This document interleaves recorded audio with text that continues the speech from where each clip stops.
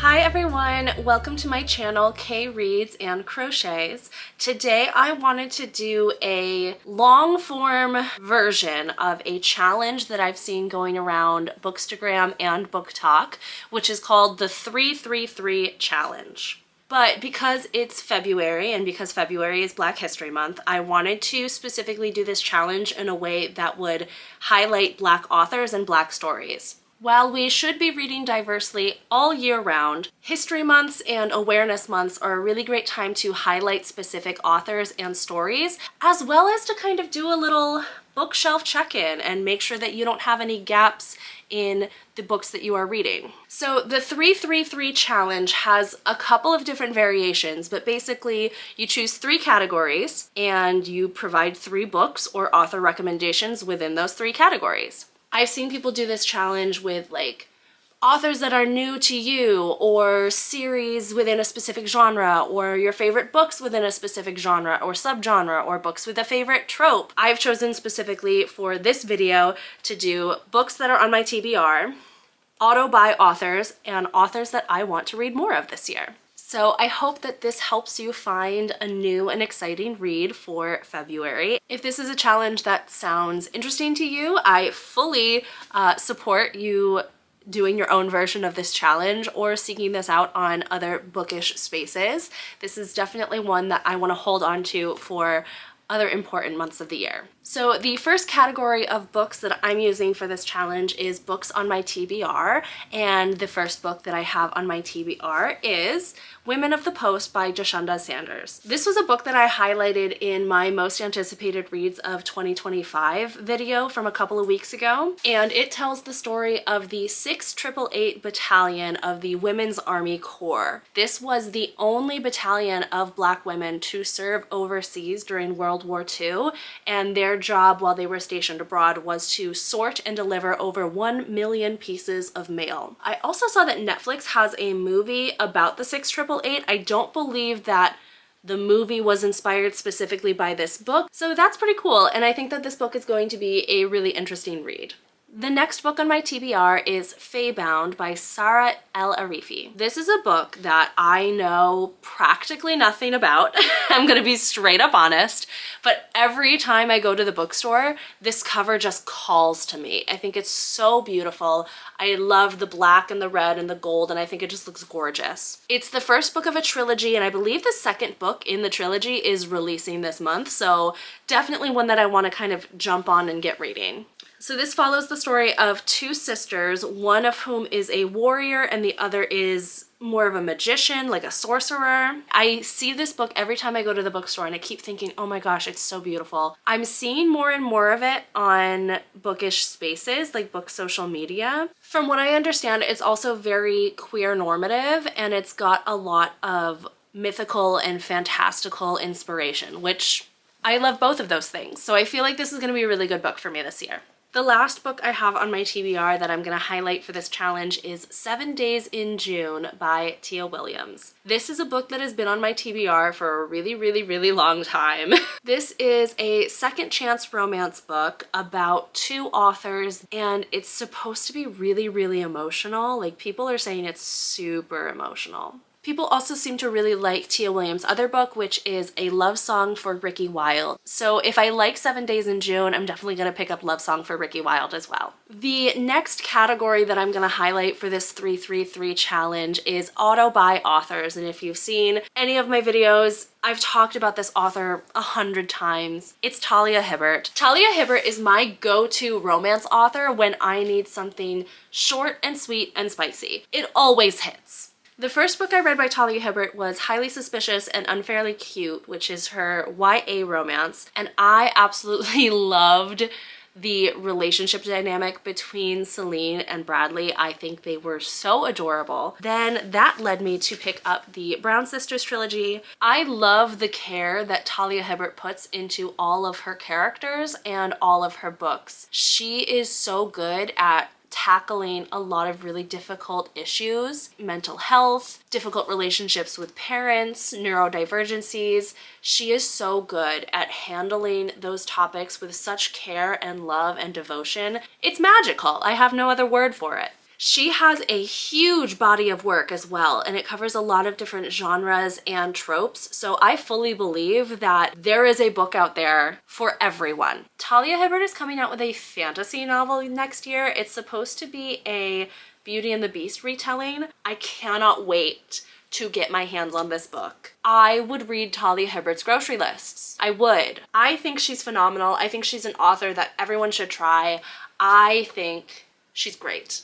I think she's great. The next author I have on my auto-buy list is another author that I've talked about very frequently, who has another new release coming out very, very soon that I cannot wait for. That is Tracy Deonn. She's best known for the Legendborn cycle, but she also appears in a bunch of anthologies, as well as like a sci-fi docu-series about women in the Star Wars fandom, which I did not know until I was doing research for this video, and now I can't wait to go watch that. I love the world building that Tracy Deonn has put into Legendborn. I think it is so expansive and immersive, and I think it's so interesting. The worlds that she has combined together to make something completely new and original and beautiful, you cannot help but be sucked in to the world of Legendborn. Bree and Nick and Selwyn as characters are so cool, and I have no clue what is gonna happen in that relationship, but it's tearing me apart.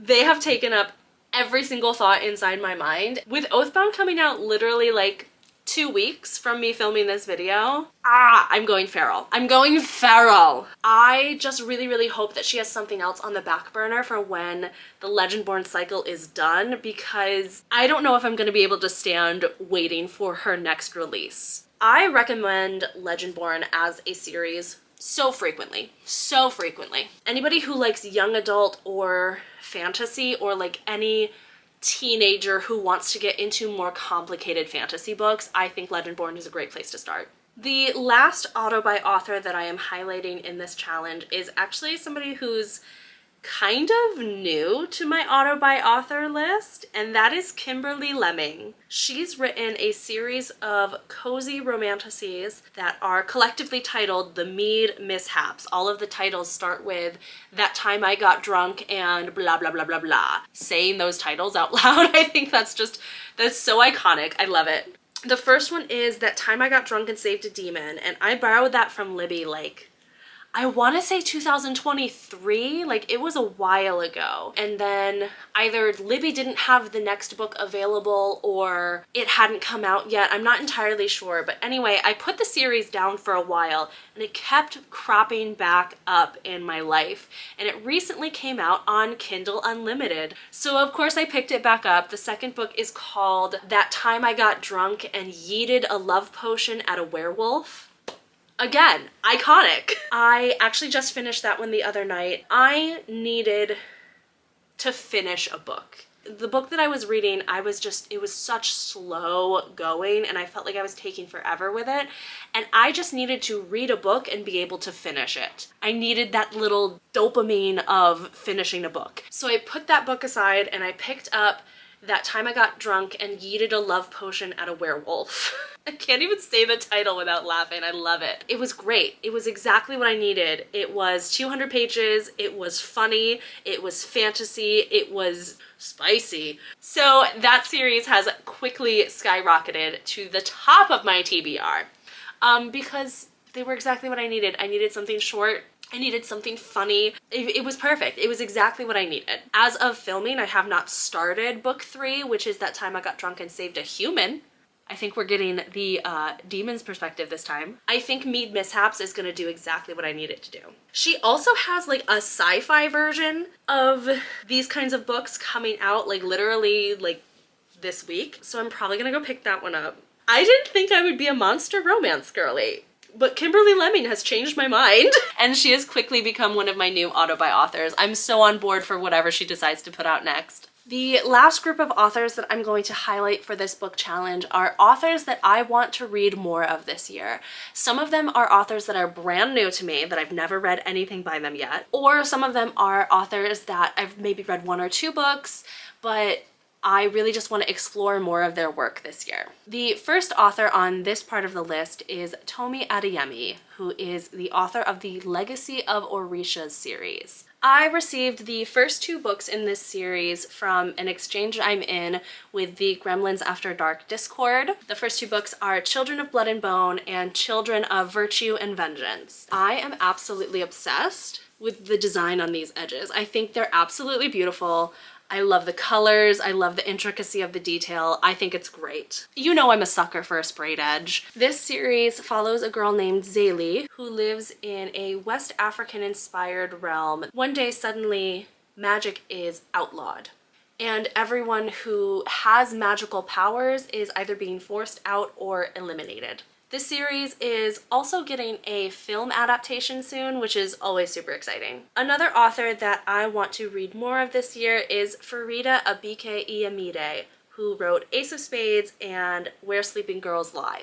Ace of Spades was another book on my 25 most anticipated reads of 2025 video. If you want to go back and watch that, I fully support you. It's like 45 minutes long for some reason. This story follows 2 Black students at a boarding school who suddenly have all of their secrets basically leaked to the entire student body through anonymous text messages. I want to definitely get to this one soon. So I think I'm going to bring this along to the Galentine's readathon that I'm going to this weekend with my friends. The last author that I have on this list is not somebody who's completely new to me, but it's been a really long time since I picked up the first book that I ever read by them. That is Brittany Ann Williams. Last year, I read That Self-Same Metal, which is the first book in the Forge and Fracture series. This series follows Joan, who works in Shakespeare's Globe Theatre as a metalsmith, and she's actually so good at being a metalsmith because she has been blessed by one of the Orisha named Ogun. She accidentally gets caught up in this world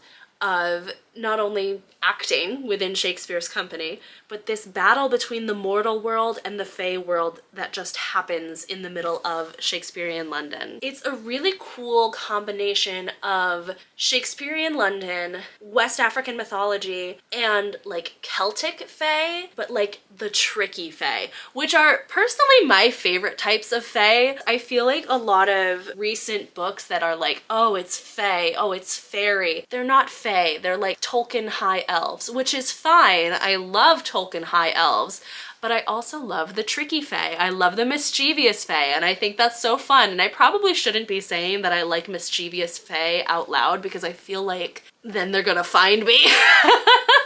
Maybe I just like really enjoyed Spiderwick Chronicles more than I thought I did.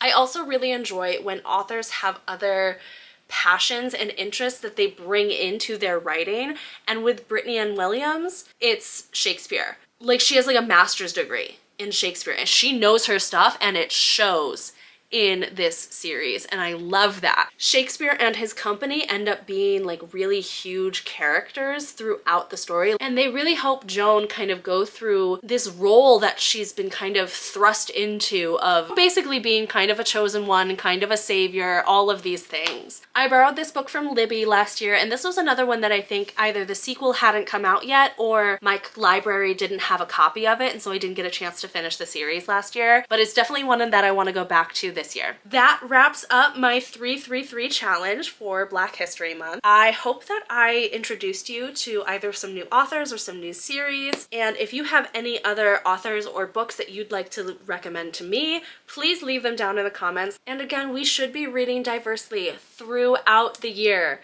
Until next time, I hope you have a great day. I hope you get to do something that you love, and I will see you in the next one. Bye!